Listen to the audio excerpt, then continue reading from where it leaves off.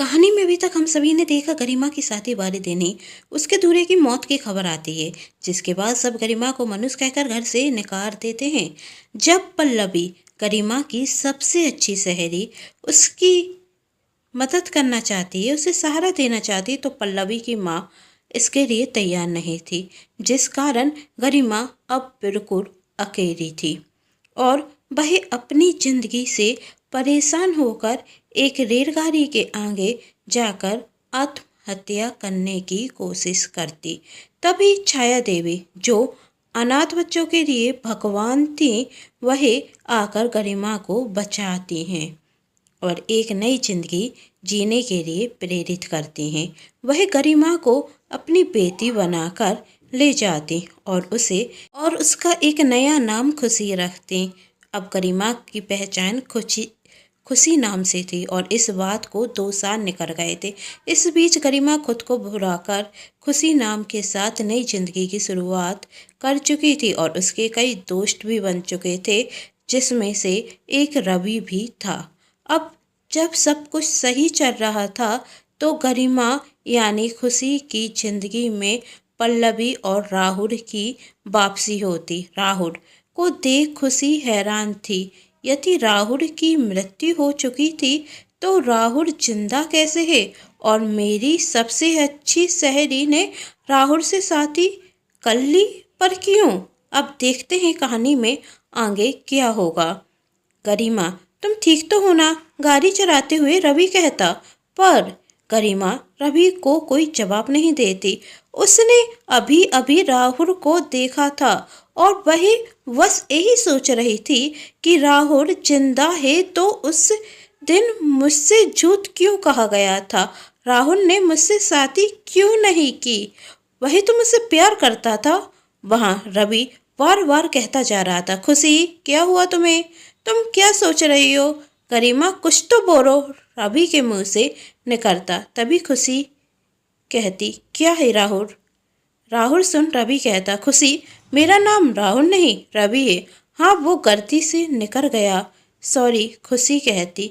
तभी राहुल कहता, गलती से निकल गया या राहुल के बारे में ही सोच रही थी?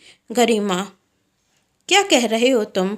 रवि, मेरा नाम खुशी है, गरिमा नहीं, और मैं राहुल के बारे में क्यों सोचूंगी भला?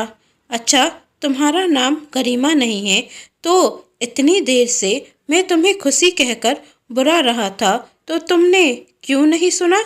और गरिमा नाम सुन क्यों बोल उठी? और वो दोनों क्या पति पत्नी, क्या नाम था उनका? पल्लवी और राहुल तुम्हें गरिमा कहकर क्यों बुला रहे थे? मुझे नहीं पता, खुशी गुस्से में कहती। तब रवि कहता, लेकिन मुझे बहुत अच्छे से पता है, क्योंकि तुम्हारा नाम खुशी नहीं गरिमा है और उन दोनों से जरूर तुम्हारा कोई रिश्ता है। सच कहा ना मैंने? बोलो, तुम इतने वर्षों से हमें धोखा देती आ रही हो ना? बोलो, आखिर क्या सच है गरिमा? नाम के पीछे मुझे जानना है, बताओ मुझे, बोलो कुछ। रवि कहता जा रहा था, बोलो बोलो, क्या है सच? तुम होते कौन हो मेरा सच जानने वाले? तुम सिर्फ इतना याद रखो, मेरा नाम खुशी है और मैं किसी पल्लवी और राहुल को नहीं जानती। गरिमा किसका नाम है मुझे नहीं पता, और हाँ, मेरी जिंदगी में इंटरफेयर करने की कोई ज़रूरत नहीं है तुम्हें, और तुम्हें मेरी चिंता करने की भी कोई ज़रूरत नहीं है। थोड़ी देर में रवि का घर आता। दोनों अंदर जाते और एक दूसरे से बात नहीं करते, जिसे देख रवि की माँ कहती, आज तुम दोनों को क्या हो गया है? अब आपस में बात नहीं कर रहे हो? कुछ नहीं माँ, कहते हुए जैसे रवि चाय का कप उठाता तो चाय उसके हाथ पर गिर जाती, जिसे देख रवि की माँ घबरा जाती और कहती, ए भगवान, बेटा तेरा तो पूरा हाथ जल गया। तब खुशी कहती, आंटी जी आप परेशान मत होइए, मैं रवि के हाथ में दवा लगा देती हूँ तो वह ठीक हो जाएगा। नहीं, उसकी कोई ज़रूरत नहीं, कहते हुए रवि वहाँ से जाने लगता। ऐसे कैसे कुछ नहीं हुआ तुम्हें? तुम्हारा हाथ जल गया है मुझे दवा लगाने दो, खुशी रवि को बताते हुए कहती। तभी रवि कहता, तुम मेरी चिंता क्यों कर रही हो? तुम्हें मेरी चिंता करने की कोई ज़रूरत नहीं। आखिर हूँ कौन मैं तुम्हारा? ए, तुम दोनों को क्या हो गया है? रवि, तू कैसे खुशी से बात कर रहा है? तुम दोनों तो अच्छे दोस्त हो ना? नहीं माँ, अब हम दोनों दोस्त नहीं हैं। खुशी ने आज ही हमारा दोस्ती का रिश्ता ख़त्म कर दिया है। खुशी, रवि क्या कह रहा है? मुझे तो कुछ समझ ही नहीं आ रहा है, रवि की माँ कहती। तभी खुशी रवि को दवा लगाते हुए कहती, आंटी, कुछ बातें ऐसी होती हैं जो हम अपनों को भी नहीं बता सकते। बस रवि इसी बात से नाराज है। तब रवि की माँ कहती, ऐसी कौन सी बात है जो तुम हमें भी नहीं बता सकती?